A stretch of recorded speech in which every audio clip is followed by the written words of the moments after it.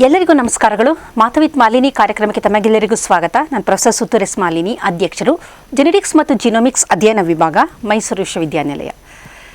ಸಾಮಾನ್ಯವಾಗಿ ಗಂಡು ಅಂದ ತಕ್ಷಣ ನಮಗೆ ಗಂಡು ಮಕ್ಕಳ ಒಂದು ಹೊರ ರೂಪ ಏನಿದೆ ಅದು ಮತ್ತು ಜನನೇಂದ್ರಿಯ ಇದನ್ನು ನೋಡಿದಾಗ ಅದು ಗಂಡು ಎನ್ನುವ ಆ ಒಂದು ಲಿಂಗವನ್ನು ನಾವು ಗುರುತಿಸ್ತೀವಿ. ಅದೇ ರೀತಿ ಹೆಣ್ಣು ಮಕ್ಕಳು ಅಂದಾಗ ಆ ಲಿಂಗವನ್ನು ಸಹ ನಾವು ಸುಲಭವಾಗಿ ಅವರ ಹೊರ ಜನನೇಂದ್ರಿಯಗಳನ್ನು ನೋಡಿದಾಗ ಪುಟ್ಟ ಮಗುವಿನಲ್ಲೇ ಅವ್ರನ್ನ ಗಂಡು ಮಗು ಅಥವಾ ಹೆಣ್ಣು ಮಗು ಅಂತ ನಾವು ಅದನ್ನು ನಿರ್ದಿಷ್ಟವಾಗಿ ಗುರುತು ಮಾಡಬಹುದು. ಆದರೆ ಕೆಲವೊಮ್ಮೆ ಕೆಲವು ಮಕ್ಕಳನ್ನ ನಾವು ನೋಡಿದಾಗ ಅದನ್ನು ಗಂಡು ಮಗು ಅಂತಲೂ ಹೇಳೋಕ್ಕಾಗೋದಿಲ್ಲ ಮತ್ತು ಹೆಣ್ಣು ಮಗು ಅಂತಲೂ ಹೇಳೋಕ್ಕಾಗೋದಿಲ್ಲ. ಅದನ್ನು ಆಂಬಿಗ್ಯೂಯಸ್ ಜೆನೈಟೀಲಿಯಾ ಅಂತ ಕರಿತೀವಿ. ಅದನ್ನು ಇಂಟರ್ಸೆಕ್ಸ್ ಅಂತಲೂ, ಅಂತರಲಿಂಗ ಅಂತಲೂ ಕರೀತಾರೆ, ಇಂಟರ್ಸೆಕ್ಸ್ ಅಂತಲೂ ಕರೀತಾರೆ. ಗಂಡಿಗೆ ಗಂಡು ಅಲ್ಲ, ಹೆಣ್ಣಿಗೆ ಹೆಣ್ಣು ಅಲ್ಲ, ಅದು ಮಧ್ಯದ ಸ್ಥಿತಿ. ಕಾರಣ ಏನು ಅಂತಂದರೆ ಆ ಒಂದು ಮಗುವಿಗೆ ಗಂಡಿನ ಜನನೇಂದ್ರಿಯಗಳು ಇದೆ, ಹೆಣ್ಣಿನ ಜನನೇಂದ್ರಿಯಗಳು ರುಡಿಮೆಂಟ್ರಿ ಪೂರ್ತಿ ಡೆವಲಪ್ ಆಗಿರೋದಿಲ್ಲ ಇರುತ್ತೆ. ಮತ್ತು ಆ ಮಗುವನ್ನು ನಾವು ಅಲ್ಟ್ರಾಸೋನೋಗ್ರಫಿಯ ಮುಖಾಂತರ ಮಗುವಿನ ದೇಹದ ಒಳಗಡೆ ಪರೀಕ್ಷೆ ಮಾಡಿದಾಗ ಅಲ್ಲಿ ಗಂಡು ಮಕ್ಕಳ ಒಂದು ಒಳಗಡೆಯ ಜನನೇಂದ್ರಿಯಗಳು ಇರುತ್ತೆ ಮತ್ತು ಹೆಣ್ಣು ಮಕ್ಕಳ ಒಳ ಜನನೇಂದ್ರಿಯಗಳು ಯೂಟ್ರಸ್ ಆಗ್ಬೋದು, ಫೆಲಪಿಯನ್ ಟ್ಯೂಬ್ಗಳು ಆಗ್ಬೋದು, ರುಡಿಮೆಂಟ್ರಿ ಇರುತ್ತೆ. ಅದೇ ರೀತಿ ಗಂಡು ಮಕ್ಕಳಲ್ಲಿ ನಾವು ನೋಡಬಹುದಾದಂಥ ವ್ಯಾಸ್ ಡಿಫರೆನ್ಸು, ಪ್ರಾಸ್ಟೇಟು, ಎಪಿಡೈಡಮಿಸು ಈ ಥರದನ್ನು ಟೆಸ್ಟಿಸು ಸಹ ನಾವು ನೋಡುವಂಥ ಪರಿಸ್ಥಿತಿ ಇರುತ್ತೆ. ಹಾಗಾದರೆ ಇದು ಹೇಗೆ ಸಾಧ್ಯ? ಕೆಲವು ಮಕ್ಕಳು ನಿರ್ದಿಷ್ಟವಾಗಿ ಗಂಡು ಹೆಣ್ಣು ಅಂತ ಗುರುತು ಮಾಡ್ಬೋದು. ಆದರೆ ಕೆಲವು ಮಕ್ಕಳಿಗೆ ಏನಾಗಿದೆ, ಏನು ತೊಂದರೆ ಅಂತ ನಾವು ನೋಡೋದಾದರೆ, ಮೊದಲನೇದಾಗಿ ಗಂಡು ಮತ್ತು ಹೆಣ್ಣು ಈ ಮಕ್ಕಳು ಯಾವ ರೀತಿ ಅಂದರೆ ಅವುಗಳ ಲಿಂಗ ಯಾವ ರೀತಿ ಅದನ್ನು ಅಸೈನ್ ಆಗುತ್ತೆ ಅಂತ ನಾವು ನೋಡೋದಾದರೆ, ಪುರುಷರಲ್ಲಿ XY ವರ್ಣತಂತುಗಳಿರುತ್ತೆ ಪುರುಷ ಆಗಬೇಕು ಅಂದರೆ, ಮಹಿಳೆಯಲ್ಲಿ XX ವರ್ಣತಂತುಗಳು ಇರುತ್ತೆ. XX ಇವನ್ನ ಲಿಂಗ ನಿರ್ಧರಿಸುವ ವರ್ಣತಂತುಗಳು ಅಂತ ಕರಿತೀವಿ. ಮನುಷ್ಯನಲ್ಲಿ 46 ವರ್ಣತಂತುಗಳಿದೆ. 44ಗಳು ಕಾಯ ವರ್ಣತಂತುಗಳು ಅಥವಾ ಆಟೋಸೋಮ್ಗಳು. ಇನ್ನು 2 ಲಿಂಗ ನಿರ್ಧರಿಸುವ ವರ್ಣತಂತುಗಳು, ಅದು XX ಪುರುಷರಲ್ಲಿ, XY ಮಹಿಳೆಯರಲ್ಲಿ. ಹಾಗಾದರೆ ಒಂದು ಭ್ರೂಣದ ಹುಟ್ಟುತ್ತಿರುವ ಬೆಳೆಯುತ್ತಿರುವ ಭ್ರೂಣದ ಲಿಂಗ ಯಾವಾಗ ಒಂದು ನಿರ್ಧಾರ ಆಗುತ್ತೆ ಅಂತ ನಾವು ನೋಡಿದರೆ 6ನೆಯ ವಾರ, 1.5 ತಿಂಗಳಲ್ಲಿ ಆ ಭ್ರೂಣ ಬೈಪೊಟೆನ್ಷಿಯಲ್ ಗೊನಾಡ್ ಅಂದರೆ ಅದರಲ್ಲಿ ಗಂಡು ಮಕ್ಕಳು ಆದರೂ ಅದು ಪರಿವರ್ತನೆ ಹೊಂದಬಹುದು ಅಥವಾ ಹೆಣ್ಣಾದರೂ ಆಗ್ಬೋದು. 2 ಇರುವುದು ಬೈಪೊಟೆನ್ಷಿಯಲ್, 2 ಪೊಟೆನ್ಷಿಯಲ್ ಆಗಿರುತ್ತೆ. ಗಂಡಾರೂ ಆಗ್ಬೋದು, ಹೆಣ್ಣಾದರೂ ಆಗ್ಬೋದು. ಅದರ ಲಿಂಗ ನಿರ್ದಿಷ್ಟವಾಗಿ ಇನ್ನೂ ನಿರ್ಧಾರ ಆಗಿರೋದಿಲ್ಲ.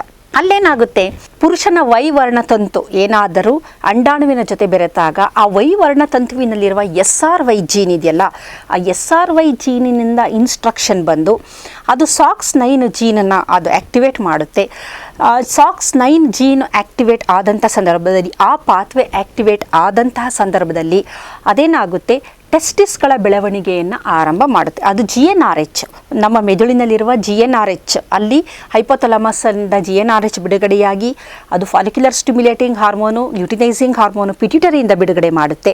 ಆ ಒಂದು ಸಂದರ್ಭದಲ್ಲಿ ಇಲ್ಲಿ ಆಲ್ರೆಡಿ ಏನಾಗಿರುತ್ತೆ, ಈ ಬೈಪೊಟೆನ್ಷಿಯಲ್ ಗೊನಾಡ್ ಅಂತ ನಾನು ಏನು ಹೇಳಿದೆ, ಅದರಲ್ಲಿ SRY ಜೀನ್ ಇದ್ದಂಥ ಪಕ್ಷದಲ್ಲಿ ಈ SRY ಜೀನ್ ಏನು ಮಾಡುತ್ತೆ, ಈ ಒಂದು ಬೈಪೊಟೆನ್ಷಿಯಲ್ ಗೊನಾಡಲ್ಲಿ ಇರುವಂತಹ ಗೊನಾಡಲ್ ಟ್ಯೂಬರ್ಸಲ್ ಅಂತ ಅಂತೀವಿ, ಅದು ಪೆನಿಸ್ ಆಗಿ ಡೆವಲಪ್ ಆಗುತ್ತೆ. ಅದೇ ರೀತಿ ಯೂರಿನೋಜೆನೈಟಲ್ ಫೋಲ್ಡ್ಗಳೇನಿರುತ್ತೆ ಅದು ಒಂಥರ ಯುರೆಥ್ರಲ್ ಪೆನಿಸ್ ಯುರೆಥ್ರ ಆಗುತ್ತೆ. ನಂತರ ಈ ಲೆಬಿಯಾ ಸ್ಕ್ರೋಟಲ್ ಸ್ವೆಲ್ಲಿಂಗ್ ಇರುತ್ತಲ್ಲ, ಅದು ಸ್ಕ್ರೋಟಮ್ ಆಗಿ ಅಲ್ಲಿ ವೃಷಣಗಳು ಅಥವಾ ಟೆಸ್ಟಿಸ್ ಬೆಳವಣಿಗೆ ಆಗುವ ಥರ ಮಾಡುತ್ತೆ. ಒಂದು ಸಲ ಟೆಸ್ಟಿಸ್ ಬೆಳವಣಿಗೆ ಆದಾಗ ನಮ್ಮ ಮೆದುಳಿನಿಂದ ಅಥವಾ ಪಿಟ್ಯೂಟರಿಯಿಂದ ಬಿಡುಗಡೆಯಾಗುವ ಫಾಲಿಕ್ಯುಲರ್ ಸ್ಟಿಮ್ಯುಲೇಟಿಂಗ್ ಹಾರ್ಮೋನು ಮತ್ತು ಲ್ಯೂಟಿನೈಸಿಂಗ್ ಹಾರ್ಮೋನ್ ಏನು ಮಾಡುತ್ತೆ ಅಂದರೆ, ಲ್ಯೂಟಿನೈಸಿಂಗ್ ಹಾರ್ಮೋನ್ ಟೆಸ್ಟಿಸ್ ಒಳಗಡೆ ಇರುವ ಲಿಡಿಕ್ ಸೆಲ್ಸ್ಗಳ ಜೊತೆಗೆ ಸೇರಿದಾಗ ಟೆಸ್ಟೋಸ್ಟಿರಾನ್ ಎನ್ನುವ ಹಾರ್ಮೋನನ್ನು ಬಿಡುಗಡೆ ಮಾಡುತ್ತೆ. ಫಾಲಿಕ್ಯುಲರ್ ಸ್ಟಿಮ್ಯುಲೇಟಿಂಗ್ ಹಾರ್ಮೋನು ಸೆರೆಟೋಲಿ ಸೆಲ್ಗಳ ಜೊತೆ ಸೇರಿ ಅದು ಆ ಒಂದು ಸ್ಪರ್ಮಟೋಜೆನೆಸಿಸ್ಗೆ ಅನುಕೂಲ ಮಾಡುತ್ತೆ. ಅದರ ಜೊತೆಯಲ್ಲಿ ಅದು AMH ಆ್ಯಂಟಿ ಮುಲ್ಲೇರಿಯನ್ ಹಾರ್ಮೋನ್ ಎನ್ನುವ ಒಂದು ಹಾರ್ಮೋನನ್ನು ಬಿಡುಗಡೆ ಮಾಡುತ್ತೆ. ಯಾವಾಗ ಈ ಆ್ಯಂಟಿ ಮುಲ್ಲೇರಿಯನ್ ಹಾರ್ಮೋನು ಬಿಡುಗಡೆಯಾಗುತ್ತೋ ಅದು ಮುಲ್ಲೇರಿಯನ್ ಡಕ್ಟ್ ಇರುವುದನ್ನು ನಾಶ ಮಾಡಿ ವೂಲ್ಫಿಯನ್ ಡಕ್ಟ್ ಅಂತ ಒಂದಿದೆ. ಆ ವೂಲ್ಫಿಯನ್ ಡಕ್ಟಿಂದಾಗಿ ಸೆಕೆಂಡ್ರಿ ಸೆಕ್ಷುವಲ್ ಕ್ಯಾರೆಕ್ಟರ್ಗಳು, ಅದರಲ್ಲಿ ಪ್ರಮುಖವಾಗಿ vas deferens, prostate, seminal vesicle develop ಆಗಿ ಒಳಗಡೆ internal genital organ, accessory reproductive ಆರ್ಗನ್ಗಳು ಸಂಪೂರ್ಣವಾಗಿ ಬೆಳವಣಿಗೆ ಆಗುತ್ತೆ. ನಂತರ ಹುಡುಗರು ಹದಿಹರೆಯಕ್ಕೆ ಬಂದಾಗ ಟೆಸ್ಟೋಸ್ಟಿರಾನು ಹೆಚ್ಚು ಪ್ರಮಾಣ ಬಿಡುಗಡೆ ಆಗೋದ್ರಿಂದ ನಂತರ ನಾವು ಅವರಲ್ಲಿ ಹದಿಹರೆಯದಲ್ಲಿ ಕಂಡುಬರುವಂತಹ ಬೆಳವಣಿಗೆಗಳನ್ನು ನೋಡಬಹುದು. ಅದೇ ರೀತಿ ಹೆಣ್ಣು ಮಕ್ಕಳಲ್ಲಿ 12 ವಾರದವರೆಗೂ ದೇಹ ಕಾಯುತ್ತೆ ಬೈ ಪೊಟೆನ್ಷಿಯಲ್ ಗೊನಾಡ್. ಏಕೆಂತಂದರೆ ಯಾವುದಾದರೂ SRY ಜೀನಿಂದ ಇನ್ಸ್ಟ್ರಕ್ಷನ್ ಬರುತ್ತಾ ಅಂತ. ಇಲ್ಲಿ ಇನ್ಸ್ಟ್ರಕ್ಷನ್ ಬರದ ಪಕ್ಷದಲ್ಲಿ ಡಿಫಾಲ್ಟ್ ಆಗಿ ಅದು ಹೆಣ್ಣಾಗುವಂಥದ್ದು. ಅಲ್ಲಿ ಜೆನೈಟಲ್ ಟ್ಯೂಬರ್ಸಲ್ಲಿ ಏನಾಗುತ್ತೆ, ಅದು ಜೆನೈಟಲ್ ಟ್ಯೂಬರ್ಸಲ್ಲೂ ಹೆಣ್ಣಿನ ಜನನೇಂದ್ರಿಯಗಳ ಆಗಿ ಅದು ಆರಂಭ ಆಗುತ್ತೆ, ಬೆಳವಣಿಗೆ ಆಗುತ್ತೆ. ಲೆಬಿಯಾ ಮೇಜರು, ಲೆಬಿಯಾ ಮೈನರು, ಈ ಥರ ಆಗಿ ಒಂದು ವೆಜೈನ, ಅಪ್ಪರ್ ವೆಜೈನ ಇದೆಲ್ಲ ಆರಂಭ ಆಗುತ್ತೆ. ಅದೇ ರೀತಿ ಮುಲ್ಲೇರಿಯನ್ ಡಕ್ಟ್ ಇಲ್ಲೇನಾಗುತ್ತೆ, ಮಾಡಿಫೈ ಆಗಿ ಫೆಲೋಪಿಯನ್ ಟ್ಯೂಬು, ಯೂಟರಸ್ಸು, ಅಪ್ಪರ್ ವೆಜೈನ ಇಷ್ಟು ಆರಂಭ ಆಗುತ್ತೆ. ಇದು ಗಂಡು ಮತ್ತು ಹೆಣ್ಣಿನಲ್ಲಿ ನಡೆಯುವಂತಹ ಒಂದು ಬದಲಾವಣೆ. ಆದರೆ ಇಂಟರ್ಸೆಕ್ಸ್ ಅಂತ ಅಂದಾಗ ಇಲ್ಲಿ ಕೆಲವೊಂದು ಡಿಫಿಷಿಯನ್ಸಿಗಳು ಮಗು ಬೆಳವಣಿಗೆಯ ಹಂತದಲ್ಲಿದ್ದಾಗ ಕೆಲವೊಂದು ತೊಂದರೆಗಳನ್ನು ನಾವು ನೋಡ್ತೀವಿ. ಆ ತೊಂದರೆಗಳಿಂದಾಗಿ ಅವರ ಅಸೈನ್ ಸೆಕ್ಸ್ ಏನಿದೆ, ಅಂದರೆ ಕ್ರೋಮೋಸೋಮ್ XY ಆಗಿರ್ಬೋದು ಅಥವಾ ಕ್ರೋಮೋಸೋಮ್ XX ಆಗಿರಬಹುದು, ಇದು ಸರಿಯಾದ ಪ್ರಮಾಣದಲ್ಲಿ ಅವರ ಒಂದು ಹಾರ್ಮೋನ್ ಆಗ್ಬೋದು ಅಥವಾ ಗೊನಾಡಲ್ ಸೆಕ್ಸ್, ಗೊನಾಡ್ಸ್ ಅಂದರೆ ಓವರಿ ಮತ್ತು ಟೆಸ್ಟಿಸು, ಇವುಗಳ ಬೆಳವಣಿಗೆ ಸರಿಯಾಗಿ ಆಗದ ಕಾರಣ ಅವು ಸೆಕೆಂಡರಿ ಕ್ಯಾರೆಕ್ಟರ್ಗಳು ಸರಿಯಾಗಿ ಡೆವಲಪ್ ಆಗೋದಿಲ್ಲ. ಮೊದಲನೇದಾಗಿ ಆ್ಯಂಡ್ರೋಜನ್ ಇನ್ಸೆನ್ಸಿಟಿವಿಟಿ ಕಂಡೀಷನ್ ಅಂತ ಕರಿತೀವಿ. ಇಲ್ಲಿ ಆ್ಯಂಡ್ರೋಜನ್ ಅಂತಂದರೆ ನಮ್ಮ ಒಂದು ಈ ಟೆಸ್ಟಿಸಲ್ ಆಗಿರ್ಬೋದು, ಮೆದುಳಿನಲ್ಲಾಗಿರ್ಬೋದು ಆ್ಯಂಡ್ರೋಜನ್ ರಿಸೆಪ್ಟಾರ್ಗಳಂತ ಇರುತ್ತೆ. ಈ ಟೆಸ್ಟೋಸ್ಟಿರಾನ್ ಏನಾಗುತ್ತೆ, ಆ್ಯಂಡ್ರೋಜನ್ ರಿಸೆಪ್ಟಾರ್ಗಳ ಜೊತೆಗೆ ಬೈಂಡ್ ಆದಾಗ ಅದು ಸರಿಯಾದ ಪ್ರಮಾಣದಲ್ಲಿ ಈ ಒಂದು ಪುರುಷರಲ್ಲಿ ಅಥವಾ ಗಂಡಸಿನಲ್ಲಿ ಅದು ಒಳಗಡೆ ಜೀನ್ ಇನ್ಸ್ಟ್ರಕ್ಷನ್ನ ಕೊಟ್ಟು ಆ ಒಳ ಜನನೇಂದ್ರಿಯಗಳು ಮತ್ತು ಹೊರ ಜನನೇಂದ್ರಿಯಗಳು ಸರಿಯಾದ ರೀತಿಯಲ್ಲಿ ಬೆಳವಣಿಗೆ ಆಗಬೇಕು. ಇದು ಆಗದ ಸಂದರ್ಭದಲ್ಲಿ ಏನಾಗುತ್ತೆ ಅಂದರೆ ಅವರು ಅಸೈನ್ಡ್ XY ಆಗಿದ್ರೂ ಆ ಒಂದು ಏನು ಆ ಮಗುವಿಗೆ ಮುಂದಿನ ದಿನದಲ್ಲಿ ಅದು ಅದರದ ವರ್ಣತಂತುಗಳು XY ಆದರೆ ಅದು ಫೆಮಿನೈಸೇಷನ್ನ ಹೆಚ್ಚು ಮಾಡುತ್ತೆ. ಏಕೆಂದರೆ ಇಲ್ಲಿ ಟೆಸ್ಟೋಸ್ಟಿರಾನ್ ಆ ರೆಸೆಪ್ಟಾರ್ ಜೊತೆ ಸರಿಯಾಗಿ ಬೈಂಡ್ ಆಗದ ಕಾರಣ ಆ ಜೀನ್ ಇನ್ಸ್ಟ್ರಕ್ಷನ್ಗಳು, ಅಂದರೆ ಅದು ಗಂಡಾಗಿ ಬೆಳವಣಿಗೆ ಆಗಬೇಕಾದ ಜೀನುಗಳನ್ನು ಸರಿಯಾಗಿ ಆ್ಯಕ್ಟಿವೇಟ್ ಮಾಡದ ಕಾರಣ ಅದು ಹೆಣ್ಣು ಮಗುವಾಗಿ ಡೆವಲಪ್ ಆಗುವಂಥ ಸಾಧ್ಯತೆನ ನಾವು ನೋಡ್ಬೋದು. ಎರಡನೇ ಕಾರಣ ಒಂದು 5-ಆಲ್ಫಾ ರಿಡಕ್ಟೇಸ್ ಅಂತ ಒಂದು ಎನ್ಸೈಮ್ ಇದೆ. ಇದರ ಪ್ರಮುಖವಾದ ಕೆಲಸ ಟೆಸ್ಟೋಸ್ಟಿರಾನ್ನ ಸರಿಯಾಗಿ ಆ್ಯಕ್ಟಿವೇಟ್ ಮಾಡಿ ಕೆಲಸ ಮಾಡುವಂತಹ ಡೈಹೈಡ್ರೋ ಟೆಸ್ಟೋಸ್ಟಿರಾನ್ ಆಗಿ ಅದನ್ನು ಪರಿವರ್ತನೆ ಮಾಡಬೇಕು. ಯಾವ ಒಂದು ಗಂಡು ಮಗುವಿಗೆ ಈ 5-ಆಲ್ಫಾ ರಿಡಕ್ಟೇಸ್ ಎನ್ಸೈಮ್ಗಳು ಇರೋದಿಲ್ವೋ ಅಂಥ ಗಂಡು ಮಗುವಿನಲ್ಲಿ ಟೆಸ್ಟೋಸ್ಟಿರಾನ್ ಇರುತ್ತೆ. ಆದರೆ ಅದು 5-ಆಲ್ಫಾ ರಿಡಕ್ಟೇಸ್ ಇಲ್ಲದ ಕಾರಣ ಡೈಹೈಡ್ರೋ ಟೆಸ್ಟೋಸ್ಟಿರಾನ್ ಆಗೋದಿಲ್ಲ. ಡೈಹೈಡ್ರೋ ಟೆಸ್ಟೋಸ್ಟಿರಾನ್ ಆ್ಯಕ್ಟಿವ್ ಫಾರ್ಮ್, ಅದು ಟೆಸ್ಟೋಸ್ಟಿರಾನ್ ಇದ್ದರೂ ಆ್ಯಕ್ಟಿವ್ ಆಗಿ ಅದು ಕನ್ವರ್ಟ್ ಆಗಬೇಕು. ಅದು ಆಗದ ಕಾರಣ ಅಂತಹ ಗಂಡು ಮಕ್ಕಳಿಗೆ ಫೆಮಿನೈಸೇಷನ್ ಹೆಚ್ಚಾಗುತ್ತೆ. ಹೆಂಗಸಿನ ಏನು ಒಂದು ಬೆಳವಣಿಗೆ ಏನಿರುತ್ತೆ ಅದು ಹೆಚ್ಚಾಗಲು ಆರಂಭ ಆಗುತ್ತೆ. ಇದು ಬಹಳ ಒಂದು ಪ್ರಮುಖವಾದ ಕಾರಣ ಅಂತ ಹೇಳ್ಬೋದು. ಇನ್ನೊಂದು ಮುಖ್ಯವಾದ ಕಾರಣ, ಹೆಣ್ಣು ಮಕ್ಕಳಲ್ಲಿ ನಮ್ಮ ಎಡ್ರಿನಲ್ ಗ್ಲ್ಯಾಂಡಿಂದ ಅಲ್ಪ ಪ್ರಮಾಣದಲ್ಲಿ ಟೆಸ್ಟೋಸ್ಟಿರಾನ್ ಆ್ಯಂಡ್ರೋಜನ್ಗಳು ಬಿಡುಗಡೆಯಾಗುತ್ತೆ.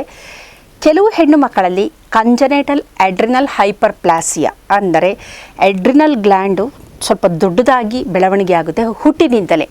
ಅದು ಹೆಚ್ಚು ಆ್ಯಂಡ್ರೋಜನ್ ಅಥವಾ ಪುರುಷ ಹಾರ್ಮೋನುಗಳನ್ನು ಬಿಡುಗಡೆ ಮಾಡೋದ್ರಿಂದ ಅದು ಅವರ ಒಂದು ಲಿಂಗ XX. ಆದರೆ ಹೆಣ್ಣು ಮಗುವಿನ ಒಂದು ಗುಣ ಏನಿರುತ್ತೆ ಅಂದರೆ ಫಿಸಿಕಲ್ ಆಗಿ ಅದು ಯಾವುದು ಬರೋದಿಲ್ಲ. ಅದರ ಬದಲು ಮ್ಯಾಸ್ಕುಲೈಸೇಷನ್, ಪುರುಷರ ಅಥವಾ ಗಂಡು ಮಗುವಿನ ಥರ ಬೆಳವಣಿಗೆ ಆ ಹೆಣ್ಣು ಮಗುವಿನಲ್ಲಿ ನಾವು ನೋಡ್ತೀವಿ.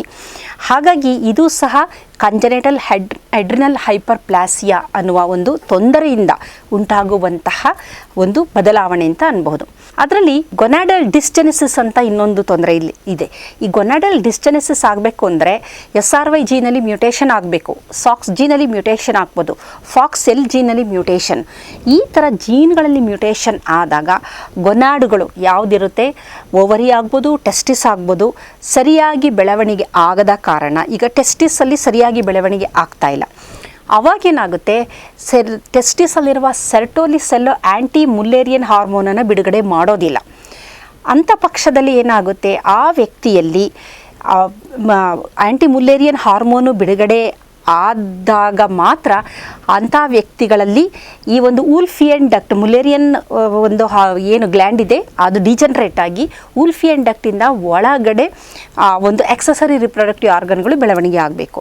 ಅದು ಆಗದ ಪಕ್ಷದಲ್ಲಿ ಅದೇನಾಗುತ್ತೆ, ಹೆಂಗಸಿನ ಅಂದರೆ ಹೆಣ್ಣು ಮಕ್ಕಳ ಬೆಳವಣಿಗೆ ಏನಿರುತ್ತೆ ಆ ಮುಲೇರಿಯನ್ ಡಕ್ಟಿಂದಾಗಿ ಯೂಟ್ರಸ್ ಆಗ್ಬೋದು, ಫೆಲೋಪಿಯನ್ ಟ್ಯೂಬ್ ಆಗ್ಬೋದು, ಅದು ಬೆಳವಣಿಗೆ ಆಗುತ್ತೆ. ಹಾಗಾಗಿ ಗಂಡು ಮಕ್ಕಳಲ್ಲಿ ಅವರು XY ಆಗಿದರೂ ಸಹ ಹೆಣ್ಣು ಮಕ್ಕಳ ಥರ ಹೊರಜನನೇಂದ್ರಿಯಗಳು ಒಳಜನನೇಂದ್ರಿಯಗಳು, ಹೆಣ್ಣು ಮಕ್ಕಳಲ್ಲಿ XX ಆಗಿದ್ದರೂ ಅವರ ಒಳಜನನೇಂದ್ರಿಯಗಳು ಗಂಡು ಮಕ್ಕಳದ್ದು ಇರುತ್ತೆ, ಹೆಣ್ಣು ಮಕ್ಕಳದ್ದು ಇರುತ್ತೆ.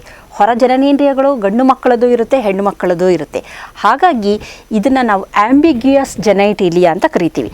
ಅಂತಹ ಮಕ್ಕಳ ನಿಜವಾದ ಒಂದು ಲಿಂಗವನ್ನು ನಿರ್ಧರಿಸೋಕ್ಕೆ ಆಗೋದಿಲ್ಲ.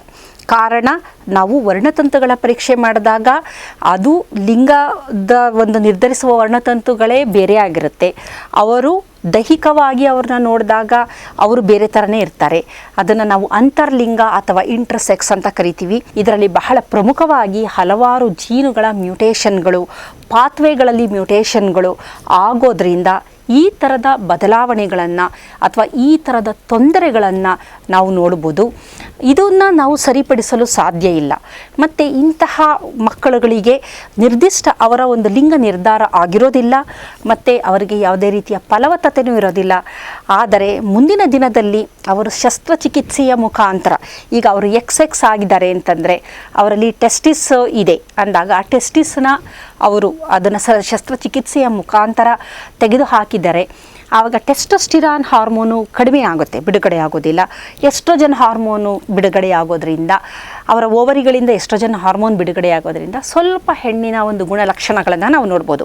ಅದೇ ರೀತಿ ಪುರುಷರಲ್ಲಿ ಓವರಿ ಫೆಲೋಪಿಯನ್ ಟ್ಯೂಬ್ಗಳು ಏನಾದರೂ ಇದ್ದರೆ ಅದನ್ನು ತೆಗೆದು ಹಾಕೋದ್ರಿಂದ ಟೆಸ್ಟಿಸಿಂದ ಟೆಸ್ಟೋಸ್ಟಿರಾನ್ ಬಿಡುಗಡೆಯಾಗುತ್ತೆ, ಅದು ಡಾಮಿನೇಟ್ ಆಗ್ತಾ ಬರುತ್ತೆ. ಹಾಗಾಗಿ ಪುರುಷರ ಗುಣಲಕ್ಷಣಗಳನ್ನು ನಾವು ನೋಡ್ಬೋದು. ಆದರೆ ಇಲ್ಲಿ ಕೆಲವೊಂದು ಶಸ್ತ್ರಚಿಕಿತ್ಸೆ ನಡೆಸಬೇಕಾಗುತ್ತೆ, ಕೆಲವೊಂದು ಹಾರ್ಮೋನ್ ಥೆರಪಿಗಳನ್ನ ಮಾಡಬೇಕಾಗುತ್ತೆ. ಅಲ್ಟ್ರಾಸೋನೋಗ್ರಫಿಯಿಂದ ಒಳಗಡೆ ಏನಿದೆ, ಹೊರಗಡೆಗೂ ಅದಕ್ಕೂ ಇದಕ್ಕೂ ಸಂಬಂಧ ಇದೆಯಾ ಅಂತ ನಾವು ನೋಡಬೇಕಾಗುತ್ತೆ. ಹಾಗಾಗಿ ಇದೆಲ್ಲ ಬೆಳವಣಿಗೆಯ ಹಂತದಲ್ಲಿ ನಾವು ನೋಡಬಹುದಾದ ತೊಂದರೆಗಳಿಂದ ಆಗಬಹುದಾದಂತಹ ಒಂದು ಅಸ್ಪಷ್ಟ ಲಿಂಗ ನಿರ್ಧಾರ ಅಂತ ಅನ್ಬೋದು. ಹಾಗಾಗಿ ಬೆಳವಣಿಗೆಯ ಹಂತದಲ್ಲಿ ಆ ಗರ್ಭಿಣಿಯು ಬಹಳ ಒಂದು ಮುನ್ನೆಚ್ಚರಿಕೆಯನ್ನು ವಹಿಸಬೇಕು.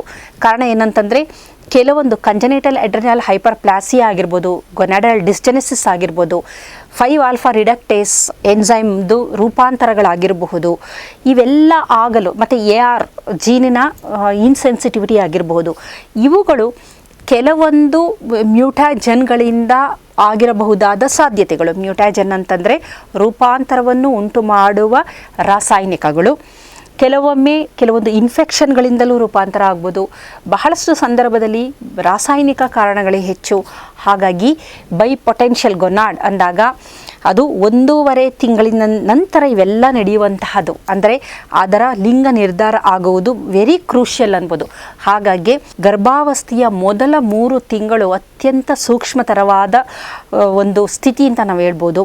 ಅಂಥ ಸಂದರ್ಭದಲ್ಲಿ ಆಕೆ ಅದು ಫಸ್ಟ್ ಟ್ರೈಮಿಸ್ಟರ್ ಅಂದಾಗ ಮೊದಲ 3 ತಿಂಗಳು, ಅದು 1 ತಿಂಗಳಿನಿಂದ 1.5 ತಿಂಗಳು ಅವಧಿಯಲ್ಲಿ, 1.5 ತಿಂಗಳ ಅವಧಿಯಲ್ಲಿ ಇದೆಲ್ಲ ನಡೆಯುವಂತಹ ಪ್ರಕ್ರಿಯೆಗಳು ಹೆಚ್ಚಾಗಿ 1.5 ಇಂದ 2 ತಿಂಗಳ ಅವಧಿಯಲ್ಲಿ. ಹಾಗಾಗಿ ಆಕೆಯ ಒಂದು ಆಹಾರ ಕ್ರಮ ಆಗಿರ್ಬೋದು, ಅದರಲ್ಲಿ ಯಾವುದೇ ರೀತಿಯ ಒಂದು ರಾಸಾಯನಿಕಗಳು ಇರದಿದ್ದಾಗೆ ಕಲರಿಂಗ್ ಏಜೆಂಟು, ಪ್ರಿಸರ್ವೇಟಿವ್ ಮತ್ತು ಕೀಟನಾಶಕಗಳಾಗಿರ್ಬೋದು, ಫುಡ್ ಅಡಿಟಿವ್ಸ್ಗಳು ಯಾವುದೂ ಇಲ್ಲದ ಥರ ಆಕೆ ನೋಡಿಕೊಂಡಾಗ ಮಾತ್ರ ಆ ಮಗುವಿನ ಜನನೇಂದ್ರಿಯಗಳು ಮತ್ತು ಆ ಜೀನ್ಸ್ಗಳು ಸರಿಯಾಗಿ ಆ್ಯಕ್ಟಿವೇಟ್ ಆಗಿ ಅದು ಒಂದು ನಿರ್ದಿಷ್ಟವಾದ ಲಿಂಗವನ್ನು ನಿರ್ಧಾರ ಮಾಡಲು ಸಾಧ್ಯ ಆಗುತ್ತೆ. ಆದರೆ ತಾಯಿಗೆ ಇದರ ಅರಿವಿಲ್ಲದೆ, ಆಕೆ ತನಗೆ ಅರಿವಿಲ್ಲದೇ ಕೆಲವೊಂದು ರಾಸಾಯನಿಕಗಳಿಗೆ ಎಕ್ಸ್ಪೋಸ್ ಆದಂಥ ಸಂದರ್ಭದಲ್ಲಿ ಈ ಥರ ಜೀನ್ ಮ್ಯೂಟೇಷನ್ ಆಗಿ ಈ ಥರ ಅಬ್ನಾರ್ಮಲಿಟಿ ಅಂತಂದರೆ ಅದರ ಲಿಂಗವೇ ಒಂದು ಸ್ಪಷ್ಟವಾಗಿರೋದಿಲ್ಲ. ಇಂತಹ ಮಕ್ಕಳು ಹುಟ್ಟುವ ಸಾಧ್ಯತೆ ಇದೆ. ಇತ್ತೀಚಿನ ದಿನದಲ್ಲಿ ಝೀನೋ ಎಸ್ಟ್ರೋಜನ್ ಅಂತ ಕರೀತಾರೆ. ಈ ಝೀನೋ ಎಸ್ಟ್ರೋಜನ್ಗಳ ಸೇವನೆ ನಮಗೆ ಅರಿವಿಲ್ಲದೆ ಈ ಝೀನೋ ಎಸ್ಟ್ರೋಜನ್ಗಳ ಬಳಕೆ, ಅದರಲ್ಲೂ ಮುಖ್ಯವಾಗಿ ಪ್ಲಾಸ್ಟಿಕ್ ಮತ್ತು ಕೆಲವೊಂದು ಕೀಟನಾಶಕಗಳು ಸಹ ಝೀನೋ ಎಸ್ಟ್ರೋಜನ್ಗಳಾಗಿ ಕೆಲಸ ಮಾಡುತ್ತೆ. ಪ್ಲಾಸ್ಟಿಕ್ನಲ್ಲಿ ಆಹಾರವನ್ನು ಇಟ್ಟು ಬಳಸುವಂಥದ್ದು, ಅದರಲ್ಲಿರುವ bisphenol S, bisphenol A, bisphenol B, phthalate, dioxin ಇವುಗಳು ಸಹ ಝೀನೋ ಎಸ್ಟ್ರೋಜನ್ಗಳ ಥರ ಕೆಲಸ ಮಾಡಿ ಇವು ಲಿಂಗವನ್ನು ನಿರ್ಧಾರ ಮಾಡುವಲ್ಲಿ ಎಲ್ಲೋ ಒಂದು ಕಡೆ ಆ ಜೀನ್ಗಳ ಮ್ಯೂಟೇಷನ್ ಉಂಟು ಮಾಡಿ ತೊಂದರೆಗಳು ಮುಂದಿನ ದಿನದಲ್ಲಿ ಆ ಭ್ರೂಣದ ಲಿಂಗ ನಿರ್ಧಾರ ಸರಿಯಾಗಿ ಆಗದೆ ಅದು ಅಸ್ಪಷ್ಟ ಲಿಂಗ ಅಥವಾ ಅಂತರ್ಲಿಂಗವಾಗುವ ಹಾಗೆ ಉಂಟು ಮಾಡೋದರಿಂದ ಆದಷ್ಟು ತಾವು ತಮ್ಮ ಸುತ್ತಮುತ್ತಲಿನ ಪರಿಸರ, ತಾವು ಸೇವಿಸುವ ಆಹಾರ, ಅದರ ಶುಚಿತ್ವ ಇದರ ಬಗ್ಗೆ ಒಂದು ಹೆಚ್ಚಿನ ಗಮನವನ್ನು ನೀಡಿದಾಗ ಭ್ರೂಣದ ಅಂಗಾಂಗಗಳ ಬೆಳವಣಿಗೆ ಸರಿಯಾದ ಕ್ರಮದಲ್ಲಾಗುತ್ತೆ. ಭ್ರೂಣದ ಆ ಒಂದು ಸಂದರ್ಭದಲ್ಲಿ ಜೀನ್ ಆ್ಯಕ್ಟಿವೇಷನ್ ಅಂತ ಏನಂತೀವಿ, ಸರಿಯಾದ ನಿರ್ದಿಷ್ಟ ಜೀನುಗಳು ನಿರ್ದಿಷ್ಟ ಸಮಯದಲ್ಲಿ ನಿರ್ದಿಷ್ಟ ಕ್ರಮದಲ್ಲಿ ಅದು ಆ್ಯಕ್ಟಿವೇಟ್ ಆಗಬೇಕು, ಆ ಪ್ರಕ್ರಿಯೆಯನ್ನು ನಡೆಸಬೇಕು. ಅದು ಸರಿಯಾಗಿ ನಡೆದಾಗ ಆ ವ್ಯಕ್ತಿ ಪುರುಷ ಅಥವಾ ಗಂಡು ಅಥವಾ ಹೆಣ್ಣು ಆಗಿ ಒಂದು ನಿರ್ದಿಷ್ಟವಾದ ಲಿಂಗವಾಗಿ ಅವ್ರನ್ನ ನಾವು ಗುರುತಿಸಬಹುದು. ಇಲ್ಲದಿದ್ದ ಪಕ್ಷದಲ್ಲಿ ಆ್ಯಂಬಿಗಿಯಸ್ ಜೆನೈಟೇಲಿಯಾ ಅಂತ ನಾವೇನೇಂತೀವಿ, ಅಸ್ಪಷ್ಟ ಲಿಂಗ, ಅದು ಪುರುಷನೂ ಅಲ್ಲ ಮಹಿಳೆಯೂ ಅಲ್ಲ, ಎಲ್ಲಿ ಅವರನ್ನು ನಾವು ವರ್ಗೀಕರಣ ಮಾಡಬೇಕು ಅನ್ನೋದೇ ನಮಗೆ ಗೊತ್ತಾಗದಂಥ ಸ್ಥಿತಿ ತಲುಪಬಹುದು. ಇದು ಆ ಮಗುವಿನ ಒಂದು ಜೀವನ ಪರ್ಯಂತ ಅದಕ್ಕೂ ಸಹ ಇದರಿಂದ ತೊಂದರೆ ಆಗುತ್ತೆ. ಒಂದು ಸ್ಪಷ್ಟವಾದ ನಿಲುವು ತಳೆಯೋದಕ್ಕೆ ಆಗೋದಿಲ್ಲ. ಸಮಾಜದಲ್ಲೂ ಅದರ ಸ್ಥಾನಮಾನಗಳು ಸಹ ಅದು ಬಹಳ ತೊಂದರೆಗೆಯನ್ನೇ ಅನುಭವಿಸೋದ್ರಿಂದ ಇದರ ಬಗ್ಗೆ ಅದರಲ್ಲೂ ಬಹಳ ಈ ಒಂದು ಆರ್ಗೆನೋಜೆನಿಸಿಸ್ ಅಂಗಾಂಗಗಳ ಬೆಳವಣಿಗೆ ಏನಿದೆ ಅತ್ಯಂತ ಸೂಕ್ಷ್ಮವಾದುದು. ಇದರ ಬಗ್ಗೆ ಒಂದು ಸ್ಪಷ್ಟವಾಗಿ ಒಂದು ಅರಿವು ಜನಸಾಮಾನ್ಯರಲ್ಲಿ ಇದ್ದರೆ ಆ ಸೂಕ್ಷ್ಮ ಸ್ಥಿತಿಯಲ್ಲಿ ಬೆಳೆಯುತ್ತಿರುವ ಭ್ರೂಣದ ಆರೋಗ್ಯವನ್ನು ನಾವು ಕಾಪಾಡಿಕೊಳ್ಳಬಹುದು. ನಮಸ್ಕಾರ.